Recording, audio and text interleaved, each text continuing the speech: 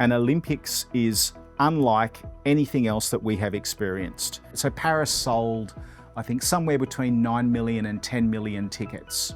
So if you put that into our context, if we thought that a grand final for the AFL was maybe 100,000 tickets, that means that we're running 100 grand finals for the duration of the Olympics. That sort of conceptualises where risk is going to sit in that space. So those risk environments are all the types of things that operational planners and infrastructure planners will be thinking about.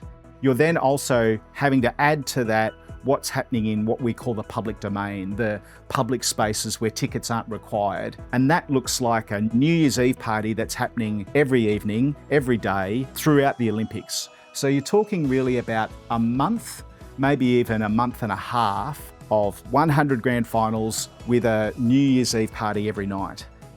Add to that, in 7 years' time, what does a good infrastructure look like? How digitised does it become? What does AI do to ticketing, to stakeholder movements, to the construction, what we want in a piece of infrastructure in 7 years' time? You're starting to get a sense of what the risk environment looks like for both existing infrastructures, new infrastructures and operations. I think digital twin for us is a really big opportunity. Some of the risks that will be specific to this event will be, we understand that we are going to have infrastructures that are arriving just in time. They're being built, conceptualised and built over the period, the preparation period. And some of those infrastructures are in quite close proximity to each other, particularly Athletes Village to some of the major events. What that means is, relative to other games, we're going to have challenges around little to no operational lessons or knowledge about these infrastructures. So when I did Melbourne 2006 and Glasgow, we had really deep bodies of knowledge about how does the MCG work. None of that will be available to us for these new infrastructures in particular.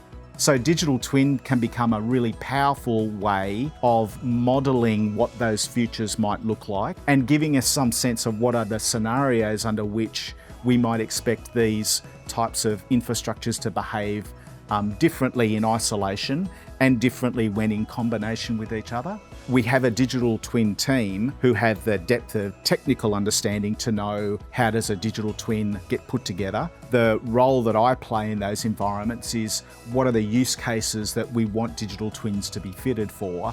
What's the right questions for us to ask? And how do we make sure that digital twin technologies and other technologies similar to digital twin are giving us useful solutions that are accurately portraying what does risk and opportunity look like in those future scenarios. Climate change is one of the many risks that, whether it's infrastructure planning or the operation of the event, will need to be monitored and considered.